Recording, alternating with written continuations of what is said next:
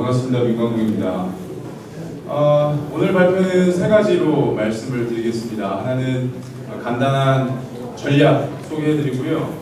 두 번째는 자금 소개 해드리고, 세 번째로는 사업계획서 작성할 때 유의하실 점들 짧은 시간이지만 말씀드리겠습니다. 융자 프로그램 몇 가지 말씀드리려고 합니다. 빌리는 돈이고요. 갚아야 됩니다. 그런데 기술력이 있으나 신용이 좀 떨어지는 분들, 당당히 신청하셔서 받으시면 됩니다.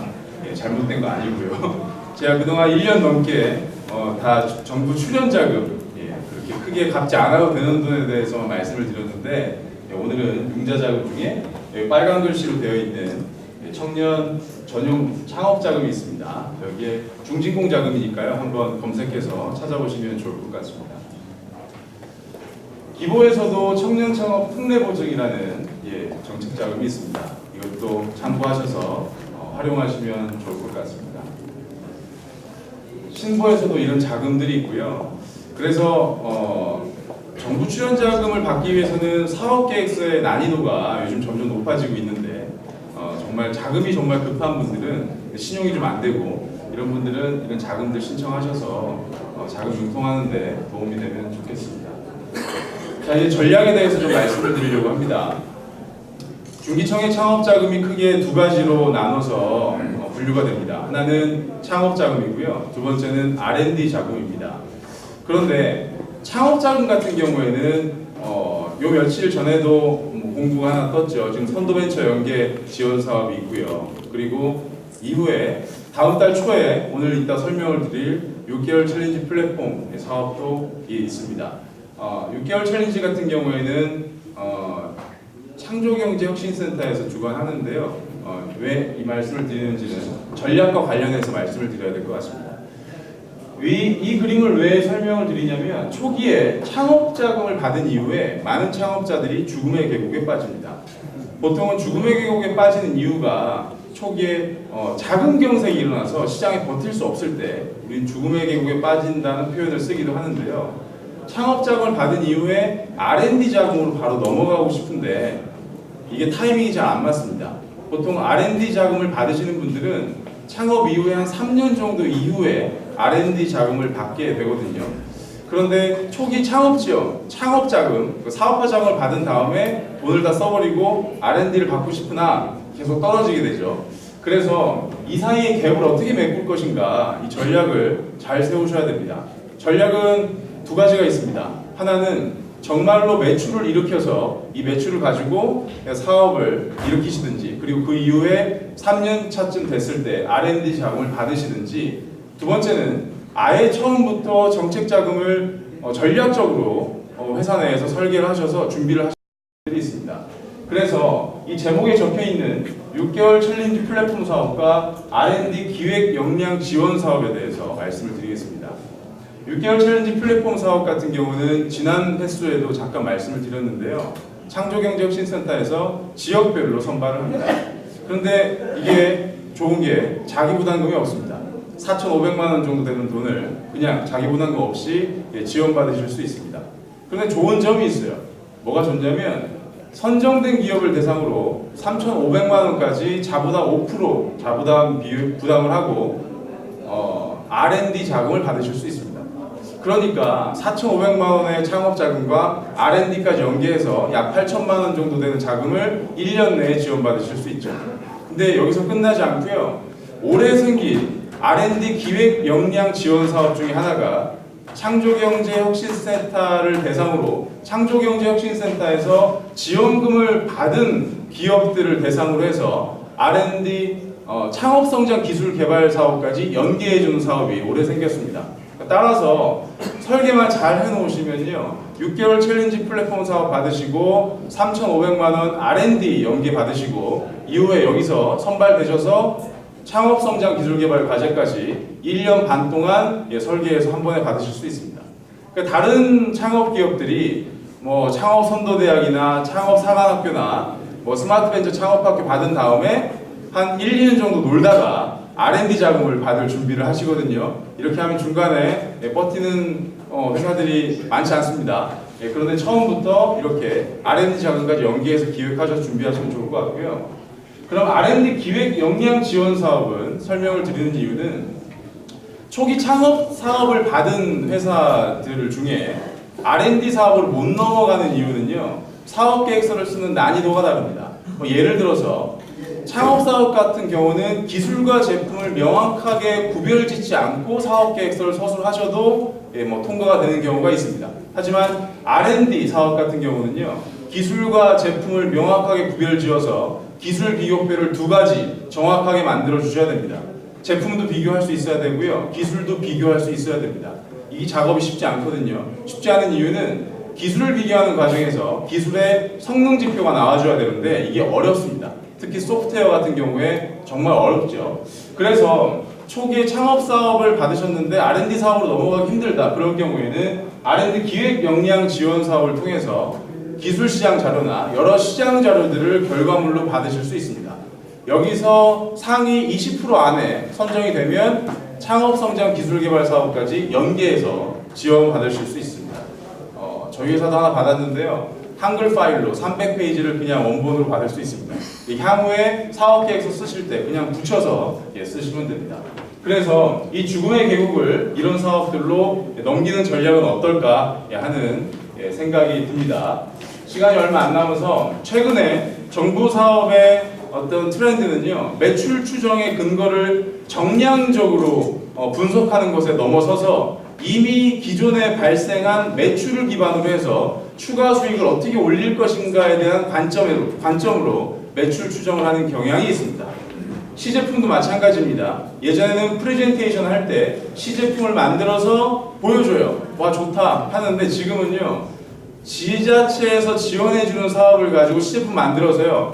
중앙정부 사업을 통해서 이 시제품을 가지고 보여줍니다. 이런 모습도 많이 봅니다.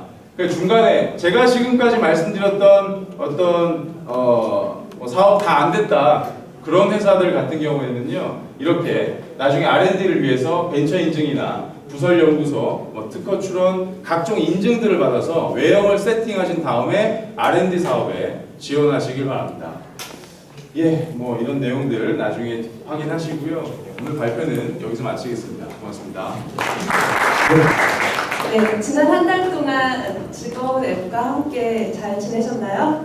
오늘 여기 화면 보시는 것처럼 날씨와 미세먼지에 대해서 제가 한 6년 만에 처음으로 메인 토픽으로 이 미세먼지를 잡은 것 같아요. 요새 하늘이 한국이 중국 못지 않죠? 네. 나 혹시 알레르기 비염이 있다 하시는 분 계세요? 네. 오늘은 그 얘기입니다. 앱에서 여러 가지 있었지만 지난 한 달 동안을 보게 된다면 역시나 이렇게 안드로이드가 신규앱이 많이 나오긴 했지만 여전히 전 세계 동향에서는 iOS가 계속 상승 중에 있습니다. 숫자로 봐도 이 100만 건의 이상의 유니크한 앱 개수가 앱이 줄지 않고 있다는 부분 참고하시고요. 파인더스트, 과연 우리 앱으로 어떻게 케어할 수 있을까 얘기입니다. 자, 혹시 이 화면 3개 중에 나 하나 쓴다. 여기 건강하신가 봐요. 다 이런 거 안 쓰셔도 파인더스트에 대해서 관심 없으신가 봐요. 네, 지난 한 달 동안에 있었던 몇 가지 토픽 중에서 제가 써머리를 하자면은 미세먼지와의 전쟁이 바로 앱에서도 배틀이 붙었습니다. 그 다음에 지난번에는 라이언이 캐릭터 얘기였다면 이번에는 요 다음 캐릭터입니다. 그래서 요 얘기들을 소개해드리겠습니다.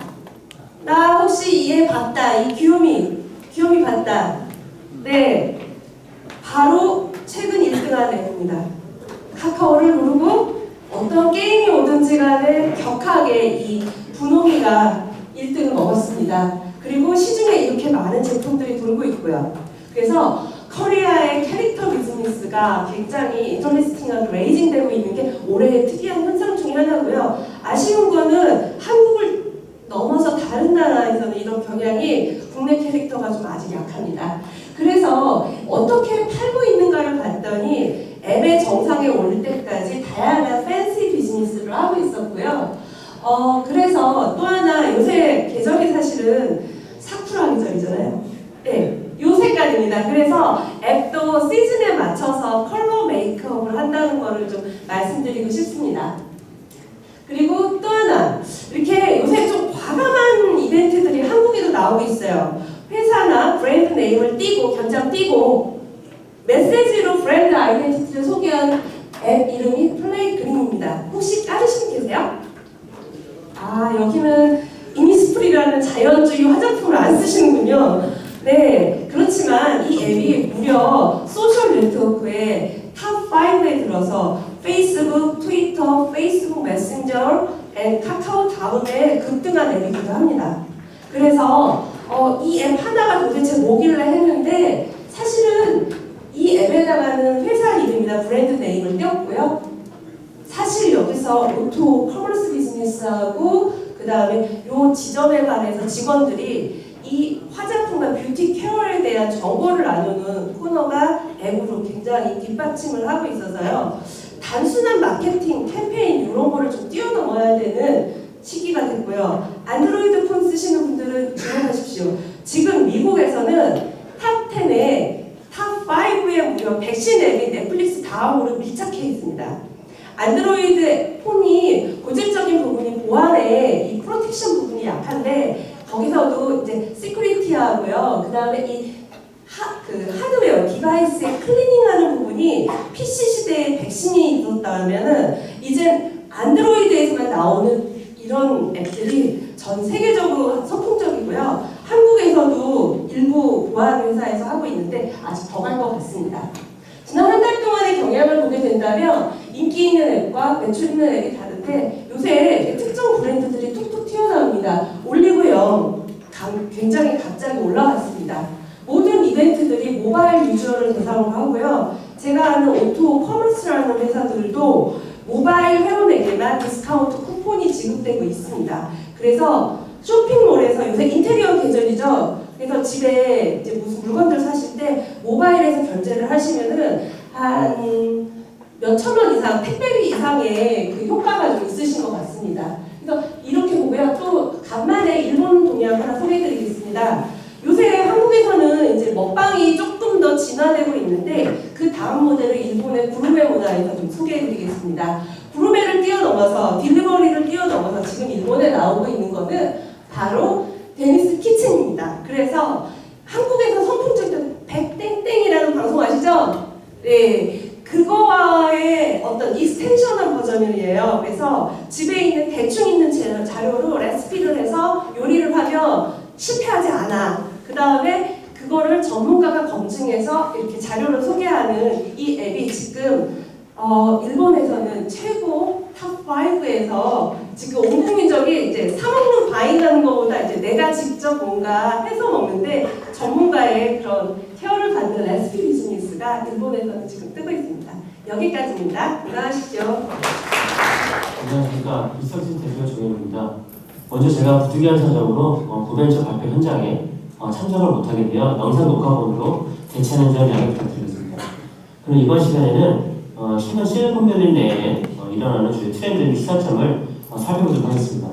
짧은 시간으로 각 3개의 테마를 말씀드리도록 하겠고요. 최근에 페이스북에서 발표한 AR 지능원시 시장은 고민이 전화가 많고 많은 분들이 인지할 것을 판단하여 그 부분은 스킵하도록 하겠습니다. 그럼 처음 주제로 블록체인에 대해서 알아보겠습니다. 지난번 고벤처 때 가상화폐, 블록체인에 관한 주제에 대해서 다뤘던 걸로 알고 있는데요. 그것의 연장선일 수도 있는 부분입니다. 기존의 전문 투자사, 벤처 캐피탈은 주로 정부 자금을 통한 모태펀드 또는 개인 자산가 등 패밀리 오피스 또는 기업에서 자금을 모으는 그 자금을 집필하는 자격으로 스타트업에 투자를 해왔습니다. 이와 같은 사례를 처음으로 혁신한 사례가 있는데요. 미국의 블록체인 캐피탈이라는 전문 투자사에서 최초로 ITO, 이니셜 토큰 오퍼링이라는 방식으로 일반 대중을 대상으로 투자금을 단 6시간 만에 110억 원을 마련했습니다. 자금 목적은 현재 다양한 가상화폐 중에서 성장할 만한 것을 투자금으로 사용할 목적인데요. 주요 방식은 일반 대중이 블록체인 캐피탈에서 비트코인 또는 이더리움을 통해서 돈을 해당 투자사에게 보내며 해당 투자사는 이번 크라우드 세일에 참여한 일반 대중에게 블록체인 캐피탈에서 발행한 토큰을 발행해주는 형식입니다.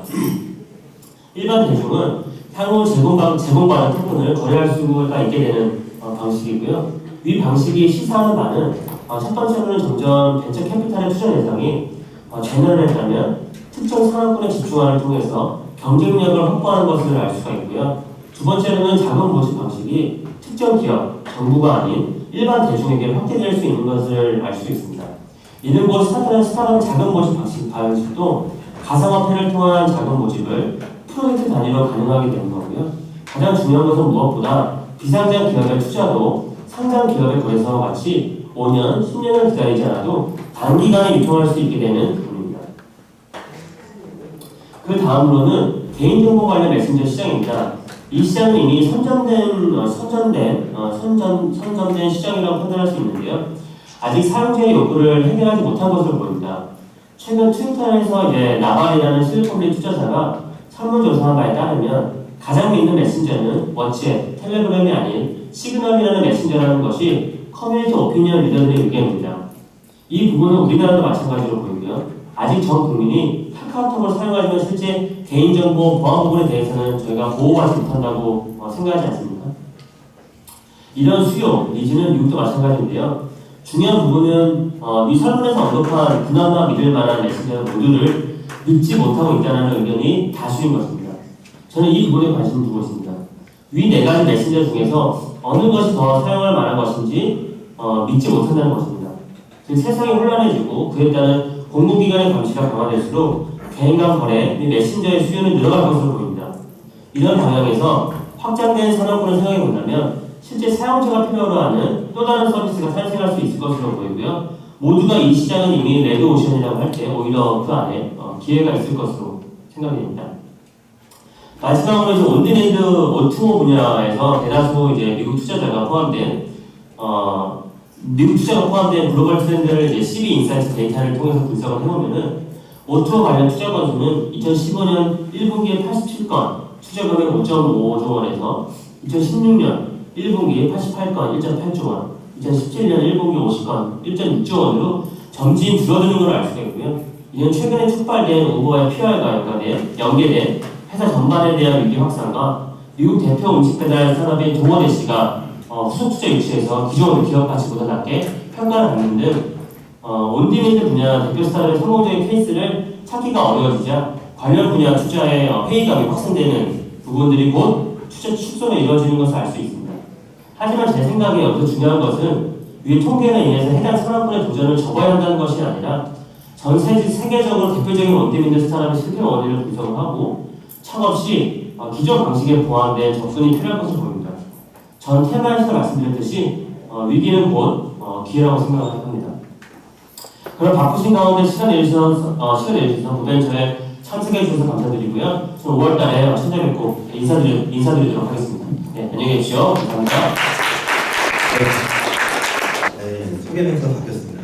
네, 저는 DLG 특허 사무소 정세기 변리사라고 합니다. 네, 저는 매달 스타트업에 도움되는 지식재산권 전략을 설명드리고 있는데요. 이번 달에는 좀 주제를 특허 쪽이 아니라 좀 넓게 잡아봤습니다. UI, UX를 어떻게 하면 보호받을 수 있을까라는 방향으로 좀 주제를 가져왔고요. 네, 일단 서비스의 사용성, 편의성을 높여주는 UI, UX의 중요성을 다들 인식하실 겁니다. 그렇다 그러면 이를 어떻게 보호할 수 있을까? 왜냐하면 UI, UX의 중요성은 점점 높아지는 게 기술에 대해서는 이미 다 나와 있는데 서비스의 차별성을 두는 부분이 다 UI, UX잖아요. 그럼 이 부분을 어떻게 보호할 수 있을지 설명을 보겠습니다. 되게 옛날 사례긴 한데 이게 설명이 가장 좋은 것 같습니다. 밀러더 잠금해제 특허를 잘 아시지 않습니까? 밀러더 잠금해제 특허를 보시면은 이게 되게 간단해 보이지만 이것도 다 특허로 되어 있고 근데 미국에서는 무효가 됐지만 한국에서 아직까지 등록 상태로 남아있는 상태입니다. 청구가 간단하게 보시면 아주 간단합니다. 말로 되어 있지만 해석해보면 접촉을 검출하는 단계 저희가 잠금 해제할 때 접촉을 하죠. 그 다음에 이제 그 접촉된 대상을 사전 결정된 통신경로를 따라서 잠금 해제 이미지 이동시킨다. 저희가 그걸 이동시키는 건 똑같습니다. 그런 다음에 그 이동시킨 게 사전 결정된 제스처에 대응하는 경우에는 잠금이 해제된다. 결국은 끝까지 도달하면 잠금이 해제되는 건데 그렇게 작성하지 않고 좀 넓게 작성한 거죠. 그런 식으로 작성해서 이게 등록이 된 겁니다. 그렇다 그러면 이런 형태로 사전 결정된 경로 일단 직선이든 곡선이든 경로가 정해진 상태에서 특정한 제스처에 도달하면은 잠금이 해제된다 라고 했을 때 특허 실행이 될 수 있는 특허가 등록이 되어 있는 상태죠. 자, 그런 뿐만 아니라 이제 다양한 분야에서 이제 UI들에 대해 특허를 받을 수 있는데요. 요거는 이제 삼성에서 만들고 있죠. 계속 그 측면 디스플레이, 공면 디스플레이 부분을 어떻게 하면 이용할 수 있을까에 대한 부분입니다. 이 특허의 발명자는 접니다. 네, 제가 발명한 특허고요. 네, 제가 추천해서 등록된 케이스인데 어떤 거냐면 제가 딱 보면서 고민했던 부분이 이겁니다. 측면 디스플레이를 쓰는데 되게 UI의 활용성이 떨어진다. 그러면 이걸 어떤 분야에 쓸 수 있을까에 대해서 한번 생각을 해봤습니다. 그래서 한번 보시면은 공면 디스플레이 활용성이 더 높을 것 같은데 어떻게 하면 더 활용할 수 있을까라는 분야를 생각하다가 모바일 게임 분야를 생각해봤습니다. 일반적인 PC 게임하고 모바일 게임을 했을 때 차이점은 PC 게임은 되게 컨트롤할 수 있는 영역이 많죠. 마우스도 있고 키보드도 있고 그래서 스킬도 다양하고 되게 할 수 있는 게 많습니다. 근데 모바일 게임은 이 한정된 인터페이스 내에서 한정된 공간에 나와 있는 저희 그 버튼들을 사용하기 때문에 스킬도 적고 뭔가 부족합니다. 거기다가 이 조작하고 있는 것들이 늘어난다 그러면 제가 봐야 되는 화면이 줄어들게 되죠. 그렇기 때문에 이 문제점을 어떻게 하면 해결할 수 있을까를 생각해서 공면 디스플레이 부분에 이 부분을 스킬 입력하는 수단으로 쓸 수 있겠다. 이 부분이 하나의 UI가 될 수 있겠다는 생각을 했고 그 부분으로 지금 특허를 출원해봤었습니다. 그리고 등록이 됐어요. 간단합니다. 셀 개수를 쪼갭니다. 측면 디스플레이에. 그런 다음에 그 부분에 대해서 각각에다가 스킬과 아이템을 매칭시킵니다. 그런 다음에 그 부분을 이제 조작 인터페이스로 조작을 하게 되면 스킬이 나가는 형태입니다. 그런 형태로 이제 슬라이드를 하면은 그 스킬이 입력되는 그런 인터페이스에 대해서 특허를 받은 겁니다. 이런 식으로 단순한 앱이 아니라 게임 분야, 이런 분야 등에서 다양한 인터페이스들이, UI들이 특허를 받을 수 있다고 아실 수 있고요. 자, 그리고 이제 특허로 보호받는 것뿐만 아니라 지금 UI는 디자인으로도 보호를 받을 수 있습니다. 먼저 간단한 부분 좀 설명하고 들어가야 될 것 같은데 부분 디자인이라는 게 있어요. 보통 디자인을 생각하시면 제품 전체의 외관, 그것만 보호받는다 생각하시는데 특유 제도로서 부분 디자인이라는 게 있습니다. 예를 들어 저기 보시면 컵이 있는데 컵 손잡이가 되게 예쁩니다.